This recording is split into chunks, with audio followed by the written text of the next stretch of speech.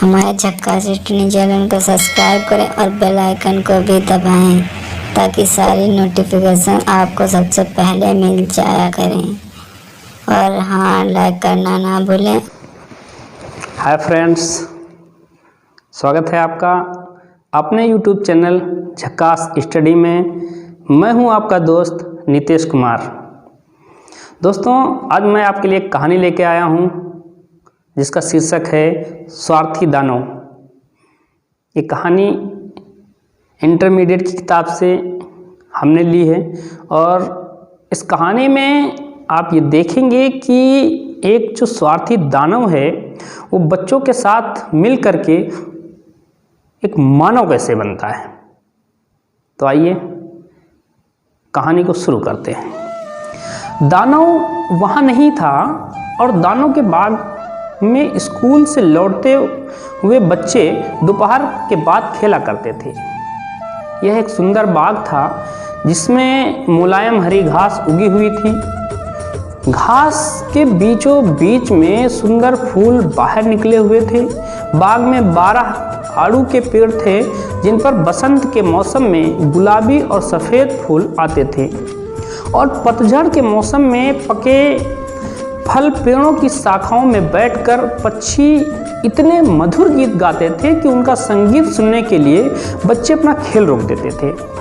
बाग में खेलकर बच्चे प्रसन्न रहते थे। दानव अपने मित्र कार्निस नरभक्षी राक्षस से मिलकर वापस आ गया। बच्चों को अपने बाग में खेलते देखकर वह क्रोधित हो उठा और एक स्वार्थी दानव था जो अपने बाग को अपने लिए सुरक्षित रखना चाहता था। उसने बच्चों को बाग के बाहर खदेड़ दिया और बाग के चारों ओर एक ऊंची दीवार बनवा दी। उसने एक नोटिस बोर्ड भी बाहर लगवा दिया जिस पर लिखा था कि सीमा का उल्लंघन करने वाले को दंड दिया जाएगा। बेचारे बच्चों को खेलने के लिए कोई स्थान नहीं था। उन्होंने सड़क पर खेलने का प्रयत्न किया किंतु यह धूल भरी और कठोर पत्थरों से भरी थी। वे दानव के बाग की ऊंची दीवारों के चारों ओर घूमते रहते और उन दिनों की याद किया करते जब वे बाग में खेला करते थे।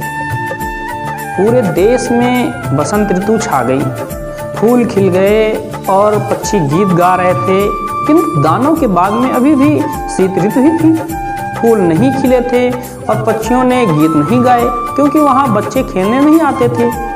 घास बर्फ से ढक गई थी और पेड़ कोहरे से भरे थे। पूरे दिन उत्तरी हवा गड़गड़ाती रहती और चिमनियाँ तोड़ती रहती। प्रतिदिन 3 घंटे छत पर तड़ातड़ ओले गिरते जिससे छत की अधिकांश खपरेल टूट गई थी। दानव समझ नहीं पा रहा था कि बसंत को आने में देर क्यों हो रही थी। वह मौसम में बदलाव की आशा में खिड़की पर बैठा हुआ बाहर देखता रहता था, किंतु यह नहीं बदला था। बसंत और ग्रीष्म के मौसम नहीं आए। सदैव शीत का मौसम ही रहा। पतझड़ का मौसम तो उसे इतना स्वार्थी समझता था कि उसने दानव के बाग में फलों को पकने ही नहीं दिया। एक दिन सुबह दानव ने बहुत मधुर संगीत सुना। उसने समझा कि राजा के संगीतकार वहां से गुजरते हुए संगीत बजा रहे होंगे, किंतु वास्तव में संगीत लिनेट पक्षी द्वारा उत्पन्न किया गया था जो खिड़की के बाहर चहक रहा था। ओले और उत्तरी हवा बंद हो गई थी और एक मीठी गंध दानव के नथनों में घुस गई। उसने सोचा कि आखिर उसके बाग में बसंत ऋतु आ ही गई। उसने बाहर देखा और उसे एक अद्भुत दृश्य दिखाई पड़ा। उसने देखा कि दीवार में एक छोटे छेद में से होकर बच्चे बाग में आ गए थे। प्रत्येक पेड़ पर एक बच्चा था। बच्चों को पाकर पेड़ इतना प्रसन्न थे कि वे फूलों से लद गए थे और वे अपनी शाखाएं बच्चों के सिरों पर हिला रहे थे। घास में से होकर फूल भी झांक रहे थे और पक्षी चहचहाते हुए इधर उधर फुदक रहे थे।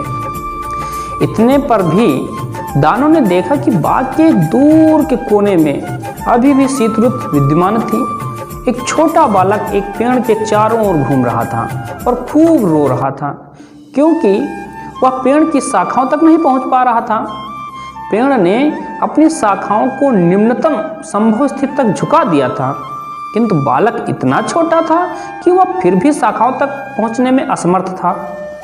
इस दृश्य से दानव का हृदय पिघल गया और उसने अनुभव किया कि वह बहुत स्वार्थी हो गया था। उसने छोटे बालक की सहायता करने का निश्चय किया और दीवारों को गिराकर बाग को बच्चों के खेल का मैदान बनाने का भी निश्चय किया। इसलिए वह बाहर बाग में गया। उससे आता देखकर सारे बच्चे भयभीत होकर भाग गए, किंतु छोटे बालक ने उसे आते हुए नहीं देखा। दानव दबे पांव बालक के पीछे पहुंच गया, कोमलता से उसे उठा लिया और उसे पेड़ पर बिठा दिया। ज्यों ही दानव ने छोटे बालक को पेड़ की शाखाओं में बिठाया, त्यों ही पेड़ फूलों से भर गया। पक्षियों ने चहचहाना शुरू कर दिया। छोटे बालक ने अपनी बाहें दानव की गर्दन में लपेट दी और उसे चूम लिया। यह देखकर अन्य बच्चे भी दौड़कर अंदर आ गए, क्योंकि अब दानव उनके प्रति निर्दय नहीं था। बच्चों के साथ साथ बाग में बसंत ऋतु भी वापस आ गई थी। दानव ने बच्चों से कहा कि यह बाग उनका है और उसने दीवार तोड़ डाली। दोपहर के 12 बजे जब बाजार जाते हुए लोग बाग के पास से गुजरे तो उन्होंने देखा कि दानव बच्चों के साथ खेल रहा था।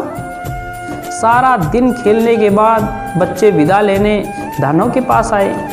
उसमें दानव का छोटा बालक कहीं नजर नहीं आया। दानव उसे बहुत प्यार करने लगा था, क्योंकि छोटे बालक ने उसे चूमा था। बच्चे नहीं जानते थे कि बालक कहाँ रहता था और उसे उन्होंने इससे पहले कभी नहीं देखा था। दानव बहुत दुखी हुआ। हर दोपहर बाद बच्चे दानव के साथ बाग में खेलते थे, किंतु छोटा बालक फिर कभी नहीं आया। दानव को बालक की बहुत याद आती थी और वह उससे मिलने के लिए लालायित था। समय बीतता गया और दानव बूढ़ा तथा कमजोर हो गया। वह बच्चों के साथ खेल तो नहीं सकता था, किंतु उन्हें खेलते हुए देख और सराह सकता था। एक बार शीत ऋतु में कपड़े बदलते हुए उसने खिड़की के बाहर देखा और बाग में एक अद्भुत दृश्य दिखाई पड़ा।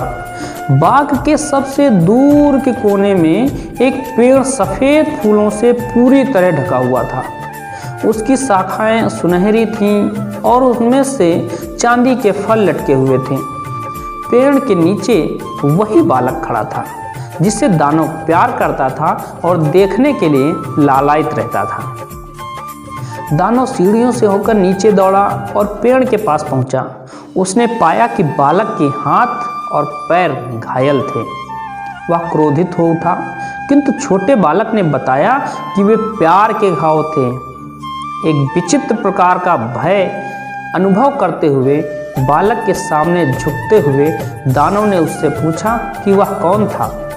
बालक मुस्कराया और बोला, एक दिन तुमने अपने बाग में खेलने दिया था और आज वह उसे अपने बाग अर्थात स्वर्ग में ले जाएगा। उस दोपहर बाद बच्चों ने दानव को पेड़ के नीचे मृत पड़ा पाया और उसका शरीर सफ़ेद फूलों से ढक गया था। तो देखा आपने, जो बालक था वो स्वयं भगवान पृथ्वी पर अवतरित हुए और उस दानव को अपने बाग में ले गए।